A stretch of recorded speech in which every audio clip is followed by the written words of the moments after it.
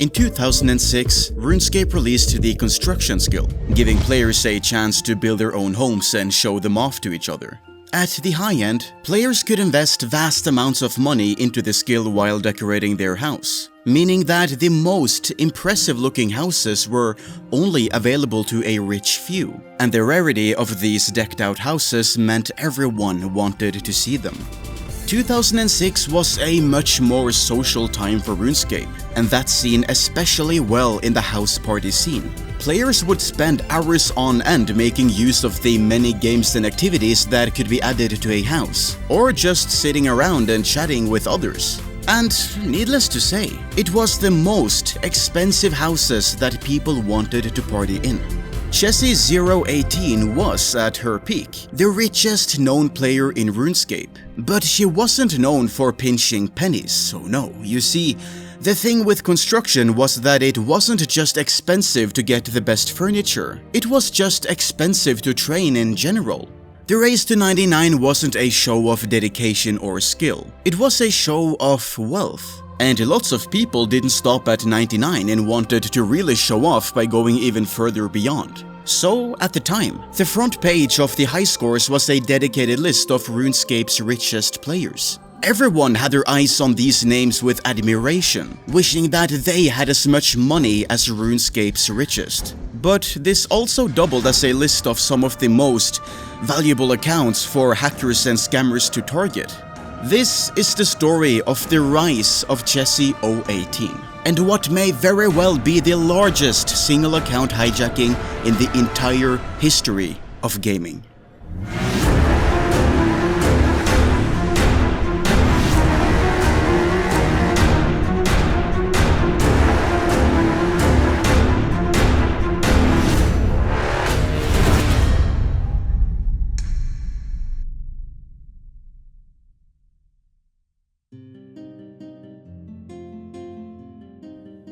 Of course, Chessy018 wasn't born into wealth. There is no option to start the game as the kid of someone who owns an emerald mine. So, like every other player, Chessy018 spawned into Lumbridge with only a few low-level items in their inventory, and a world to explore and enjoy. And she enjoyed exploring the world. But she couldn't help but notice all the other players with high-level expensive gear, and wished she had it all too. But it would take a long time to get anywhere near that level, right?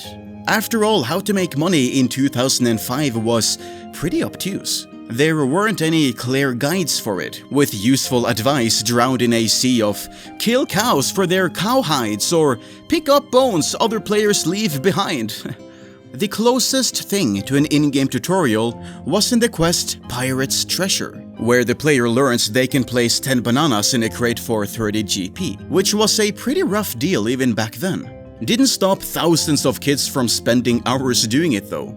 There's a good chance Chessy, like most players, wouldn't have really gone anywhere at all if it wasn't for a fortuitous meeting with two players who charted the course for her entire RuneScape career. The first was her friend Swame, who was harmlessly selling 100,000 willow logs in Varrock. Before the Grand Exchange, you had to simply find other players to buy and sell your items. You just picked a price and hoped for the best. She also met a player called Artisan, who was selling discontinued party hats, the most valuable item in the game due to their scarcity. Supposedly, Artisan told Chessy that she, like most players, would never be able to afford one, and with that, her fire was lit. Going into 2006, Chessy made a humble 20,000 gold by mining ore, smithing armor, and selling it to the general store. Most players would just keep doing that over and over to make money, but Chessy was smart. Rather than continue skilling for her gold, she used this 20,000 to buy raw lobsters at a cheap price, and then sold them on for a higher one. With the profits, she repeated the process, eventually expanding into willow logs and other skilling supplies. In the time it would take her to make another 20,000 gold through her first method, she had turned 20k into 500k. 500,000 turned into 500 million. Breaking past her first billion was trivial. Over the course of several months, Chessy had amassed a fortune of several billion coins through tactical merchanting. She was only making minuscule profit per item, but the massive quantities she was selling meant that this would still lead to massive profits. She had no intention of stopping, and her wealth kept growing. So, 31st of May 2006 rolls around, and Construction is released. This would be the perfect time for her to take the world by storm. But funnily enough, she's actually quite late to the party. Cursed You becomes the first player to hit 99 Construction, hosting a celebratory house party where nothing significant happens whatsoever. At this time, Chessy was nowhere to be seen on the leaderboards, but that's because she wasn't training as she went. She was preparing. And once she had all the materials for her perfect house, she wasted no time taking the skill by storm. Practically overnight, Chessy raced past the other ranks on the high scores, going from level 1 to rank 1 in record time. The high score images we have available from this time shows Chessy with 89 million experience, securing a 34 million XP lead over second place. She had gone from a relative unknown to the name on everyone's tongues. Who is Chessy018? How much money did she spend? How did she get that money? Can we please see her house? God, that must be the coolest house to party in. Chessy's house was rumored to be a 500 million gold mansion, in a time where party hats were going for around 30 million apiece. And this was on a cosmetic house. If you had a party hat, at least you could sell that later if you really needed the money back. These millions were gone. How much must she have had to throw it away so easily? Fortunately for the public, Chessy planned to revel in this newfound fame. She opened the doors to the public, and within days, her house was the de facto place to be on World 31, the dedicated house party server. The party never ended at Chessy's. With hundreds of players in her home at any given time, drop parties of millions of gold were constantly being hosted, which only made her house even more desirable, with pretty much every player wanting their chance at free riches. With the game's most expensive house, Chessy donned the most expensive items that money could buy, making sure to complete the look that she'd worked so hard to get. Surrounded by the masses begging for free GP, she could drop stacks they would only dream of and watch them fight for what wasn't even a dent in her bank. She finally had power. She finally had fame. She certainly had fortune, and she basked in it. Everyone wanted to know how she'd done it. How had she risen so much farther than everyone else? As to be expected, ever the businesswoman, Chessy saw the chance to answer this as an opportunity for her to use as well.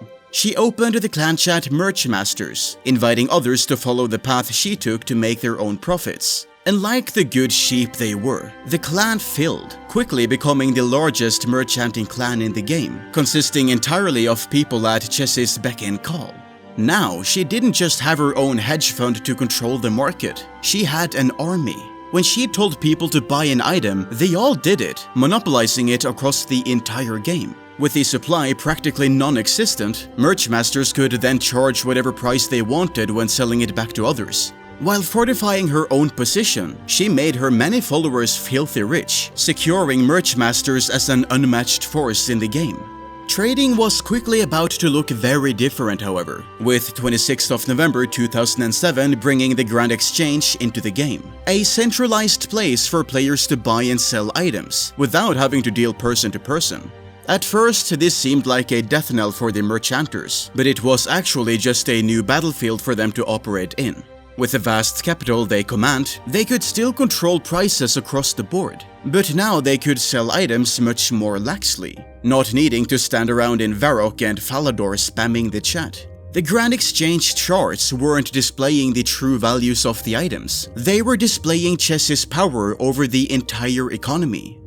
Chessy's ego had already received a massive boost from the house parties, but it was about to grow even further, as she furthered her fame on YouTube, uploading under the alias Angel018 as early as 2008, making videos to show off just how rich she was. Tens of thousands of people watched and admired, spiraling into hundreds of thousands having eyes on her account. With each upload, Chessy kept expanding as a public figure. In 2010, she started posting pictures of herself, advertising her new Twitter account to her many followers, and telling everyone to subscribe to the Will Miss It channel and ring the bell to be notified when he uploads more high-effort documentaries. From there, she opened up more and more to her friends and fans, demystifying herself while continuing to live the life of an online celebrity. But perhaps she had grown a little too full of herself. Perhaps she had become too open and shared too much. Because when hundreds of thousands of eyes are on you and all that you own, there are going to be at least a few who still want to take it all for themselves.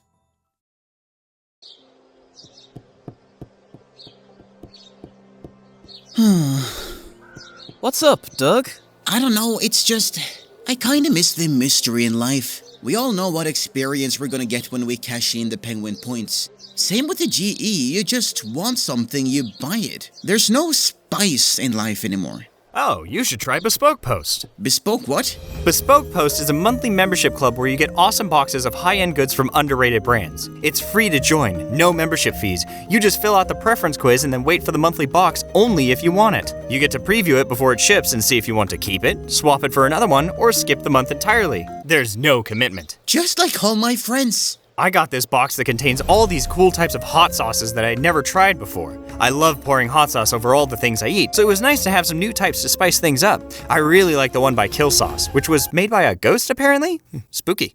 I also got the Hibernate box, which had a really comfortable pair of slippers in it. Just what my feet need after running all over the place hunting penguins. What sort of things do you do for your interest to be hot sauce and slippers? I like pouring the sauce into them and hearing them squelch as I walk around. Did I mention that the boxes are only $49, but the contents have a retail value of $70? Oh, wow, that's like... half price. And the savings don't stop there. To get 20% off your first box, just go to the link in the description and enter RSWill20 at checkout. You won't want to miss it with Will Miss It. Wink. You know what, I'm gonna go cash in these penguin points for money, and buy my first box with it. You know it costs real money and not RuneScape gold, right? Let him find out the hard way. 3 friends. Sly, James, and Chainsaw35 have taken an interest in Chess's videos and her history of merchanting. They themselves don't know the first thing about merching, but what they do know a lot about is account hijacking, frequenting a fan site of scum and villainy where fellow bug abusers and hijackers can show off their accomplishments. Chessy018 might very well be the richest account in the game. She is certainly the richest person who is open about it. That makes her account the holy grail for hijackers.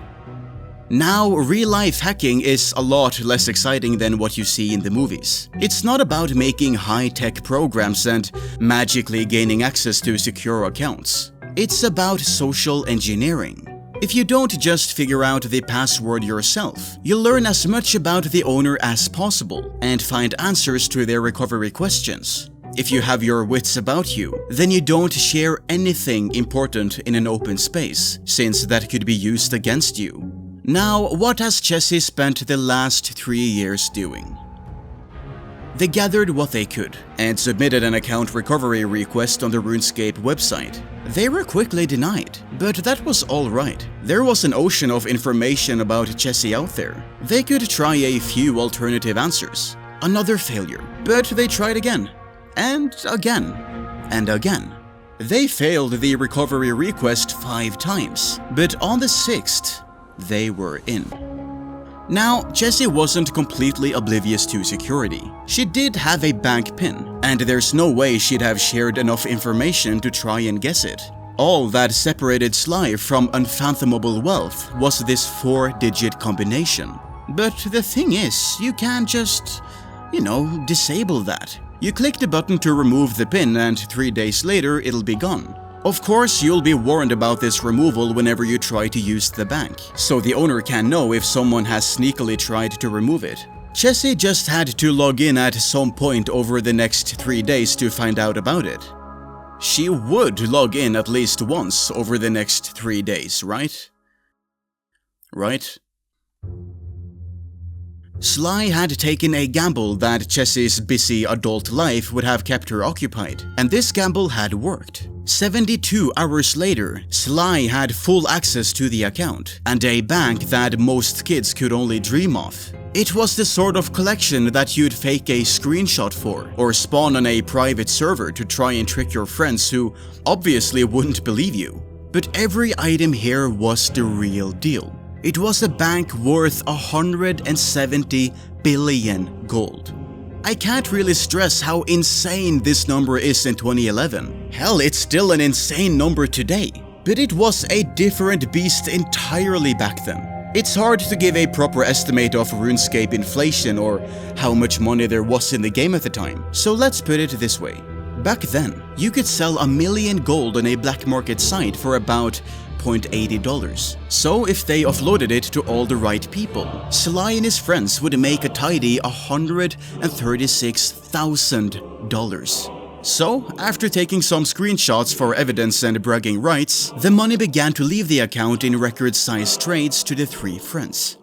Okay, where to begin with this? Well, first, you might be thinking that Chessy was foolish for sharing so much information about herself publicly. Well, Sly and his friends must have been just as bad, because mere hours later, all of Merchmasters had been made aware that their leader's account was compromised, and somehow, they even knew the username of the person who did it, correctly finding Sly's personal account. His username was spread like wildfire, with endless forum posts being made to alert Jagex about the incident. And secondly, people like to rib Jagex for being incompetent at the best of times, but they're not that bad. Mod Chriso of the ICU team, Jagex's anti-cheating team, had been alerted by the system due to the magnitude of trades taking place all at once. You can't just offload 170 billion gold over a few trades and not expect it to go unnoticed. And since they could track the trades, they knew all the accounts involved with the incident and started raining down the bans on them. Their personal accounts were struck down, but it didn't stop there. They could have dumped gold onto mules after all. So anyone they had traded with recently got banned. And anyone those accounts had traded with, any accounts registered to the same IP, the pizza delivery guy, banned. All permanently, all without appeal. All to make sure that no one had fallen through the gaps. Despite this overzealous ban wave of the perpetrators, they actually did manage to sneak some of the gold far enough away that it survived the wrath of Jagex. At this point, the Hijackers had learned their lesson about sharing too much information they shouldn't, so the exact amount they got away with has never been made public. Definitely not anywhere near the original 170 billion at least. The RuneScape community wakes up to this shocking news. Images of Chessy's compromised account are found on every fan site, showing just how much money she used to really have, and other forums begin to have a large discussion about hijacking, trying to understand how this was done. A few days later, a user on the Tippet forums publishes an interview with Sly, who talks about the aftermath of the incident. Sly claims that Jagex actually never made any form of contact with him, despite him expecting some angry emails or a furious carrier pigeon. He added that he'd be interested in helping Jagex tighten their account security system if they asked for it, but such an offer never came through. Chessy herself was never seen again. She reportedly couldn't believe what had happened and left the game entirely as a result of it. Her YouTube videos remain uploaded as a glimpse back in the time of the height of her stardom, and the channel has not been updated since 2010. Chessy's username was released some years later, though it's not certain if this was due to Jagex clearing inactive accounts or through a new and far less valuable hijacking. Either way, the name is currently held by a dedicated fan, on occasion surprising veterans unaware of the username's fate. Jagex made a statement about account hijacking on the official RuneScape forums in the following days, although without mentioning Chessy directly. In the post, they attempted to scare off future hijackers by referring to a 2009 legal battle against a UK-based hijacker. To the best of my knowledge, Chessy's hijacking is the largest publicly recorded hijacking in gaming history. With inflation of RuneScape items, that $130,000 bank would be worth over $200,000 today. That's over 1,500 years of RuneScape membership, or like one really cool looking CSGO knife. RuneScape have had plenty of other notable hijacking incidents over the years. Who can forget little Timmy, who made it onto the news when his account was hijacked in 2008? In 2018, a Jagex employee caused the theft of several billions of gold from various old-school RuneScape accounts, with the most extreme case seeing a player have 46 billion gold go missing, valued at about $43,000 for that one account alone. But all of this gold was eventually returned to the players who lost it, unlike Chessy's amassed fortune. And having lost over 120 billion more gold than the second highest profile hijacking in RuneScape history, you can kind of understand Chessy's decision to leave the game behind and attempt to find meaning somewhere else in the universe. Thank you all so much for joining me through Chessy's journey. Please make sure to keep your account security up to date and don't share your private information too freely online. If you end up losing tens of billions of gold, I'm not going to make a video about you. I'm just gonna feel sad and disappointed you didn't listen to me. Anyway, my name is Will Missit and I'll see you all later.